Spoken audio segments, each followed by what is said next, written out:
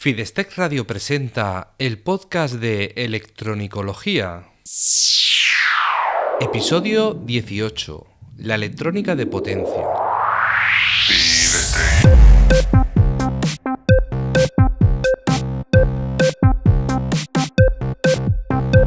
Electrónica. Formación. La Academia de Reparación.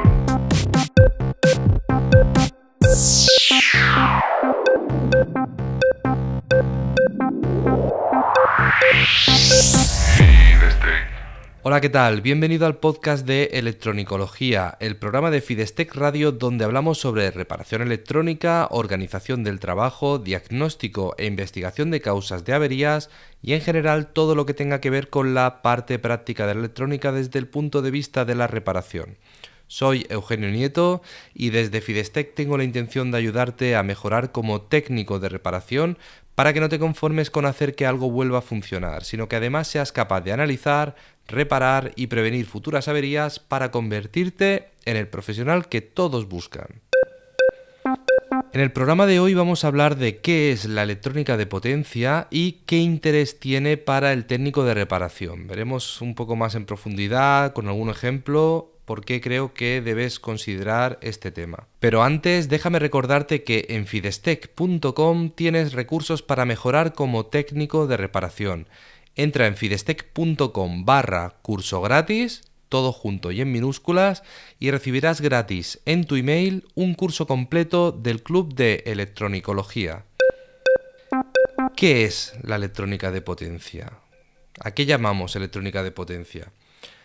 Podemos decir que la electrónica de potencia es la parte de la electrónica que se encarga de controlar cargas eléctricas. Es decir, que a partir de sensores o señales débiles, controla equipos con tensiones o consumos mucho mayores. En la industria son muy comunes, pero también en muchos otros sectores. En la industria podríamos ver los variadores de velocidad, todos los circuitos de control de grandes elementos de maquinaria, pero también nos encontramos en casa, en electrodomésticos electromecánicos, como pueden ser las lavadoras, que tienen motores, que tienen resistencia de calentamiento, que tienen electroválvulas, en frigoríficos, que tienen compresores de gas, en aire acondicionado también, que tienen motores, electroválvulas y gestionan elementos de cierta potencia. Y básicamente podemos distinguir varios grandes grupos. Por un lado, el más conocido para mí sería el accionamiento y regulación de velocidad de motores. Es decir, la mayoría de motores hoy en día ya están regulados electrónicamente.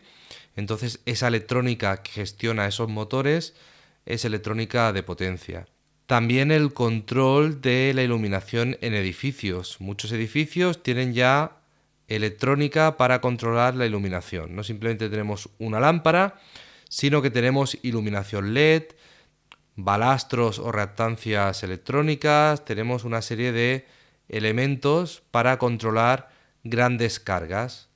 Los focos de LED, por ejemplo, manejan corrientes bastante grandes, tensiones de red, y todo eso se gestiona a través de placas electrónicas. También podríamos decir que los cargadores de baterías, las fuentes de alimentación son electrónica de potencia porque al final trabajan a tensiones de red, las soldadoras inverter o sistemas de alimentación ininterrumpida, todos estos equipos que se conectan directamente a la red y manejan tensiones o corrientes importantes, podríamos catalogarlo como electrónica de potencia. Y por supuesto todo lo que sean hornos y equipos de calentamiento, porque se manejan resistencias de caldeo bastante potentes. Vitrocerámicas, placas de inducción, todo esto sería electrónica de potencia. ¿Por qué creo que es interesante para los técnicos de reparación conocer y valorar correctamente el sector de la electrónica de potencia? Pues bien, los circuitos de potencia no suelen ser demasiado complicados, aunque un circuito de potencia puede ser bastante complejo. suele ocurrir que son circuitos muchísimo más simples que, por ejemplo, un ordenador, una placa base, una televisión, porque en un ordenador o una televisión se manejan muchísimas señales y a la hora de localizar, diagnosticar, medir y todo eso se complica bastante y es bastante entretenido, bastante laborioso. A la hora de hacer ingeniería inversa, la electrónica de potencia es mucho más sencilla porque hay menos componentes, los componentes no suelen tener tantas ramificaciones, entonces es más fácil entender cómo funciona un circuito de potencia. También es un hecho que los componentes sometidos a tensiones y corrientes importantes se abrían más. Es decir, los componentes, aunque sean semiconductores, que no tengan movimientos electromecánicos, se desgastan por el paso de corrientes muy elevadas. Esa cantidad de electrones que están moviéndose dentro de ese componente, con el tiempo van generando cierto desgaste por calentamiento, por dilataciones, movimientos electrodinámicos, muchos motivos que hacen que hayan más averías en esas secciones. Además, las secciones de control, las secciones digitales, las secciones con microcontroladores suelen estar bastante protegidas de las tensiones de red. Entonces suelen estar muy apantalladas, muy aisladas para evitar problemas, mientras que la electrónica de potencia es la que está en contacto con la red, la que está en contacto con un motor. Si el motor se frena, el problema se transmite a la electrónica, etcétera. Esas sobrecargas, todos esos problemas hacen que en la práctica hayan más averías en las secciones de potencia que en las secciones de control. Por lo tanto, tiene sentido, si queremos dedicarnos a la reparación, que nos especialicemos en las secciones o en las tecnologías que generan más problemas. Así nos podemos especializar más y no tenemos que saberlo todo. Y además, como he dicho, las reparaciones son más ágiles en la electrónica de potencia que en las placas de control, donde pueden haber cientos de señales muy difíciles de medir, todo muy miniaturizado y es todo más entretenido, complejo, y a veces necesitamos equipamientos muy específicos para según qué operaciones. Y además hay sectores donde la electrónica de potencia, las reparaciones relacionadas con la electrónica de potencia suele ser bastante rentable.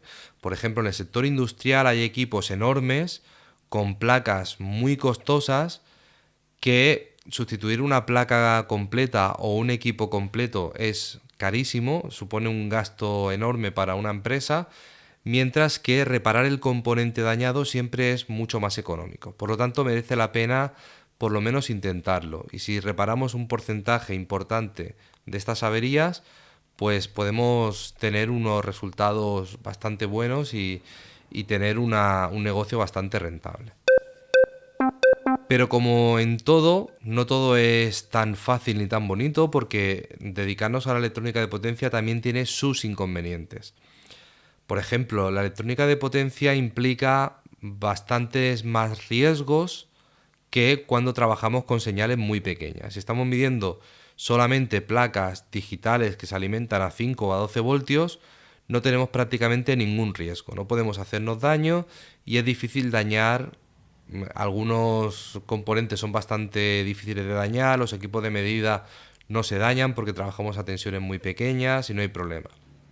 En electrónica de potencia podemos estar trabajando con tensiones de 600 voltios, podemos estar trabajando con muchísimo amperaje, y un cortocircuito con puntas de prueba puede generar explosiones, arcos eléctricos, nos pueden provocar daños a la vista, nos pueden provocar quemaduras, electrocuciones. Hay una serie de riesgos que, si los conocemos y los tratamos como se merecen, con cuidado y aplicando las medidas necesarias, no tienen por qué generar mayor problema, pero sí que debemos tener en cuenta todo esto, que no es tan fácil como llegar a un circuito que no conocemos, medirlo y punto, sino que debemos tener una serie de precauciones.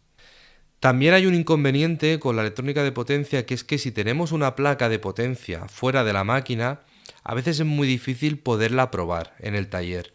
¿Por qué? Porque a lo mejor estamos reparando un variador de velocidad de un motor de muchos caballos, un motor enorme, que no es rentable desmontar ese motor y traerlo al taller. Es una complicación enorme.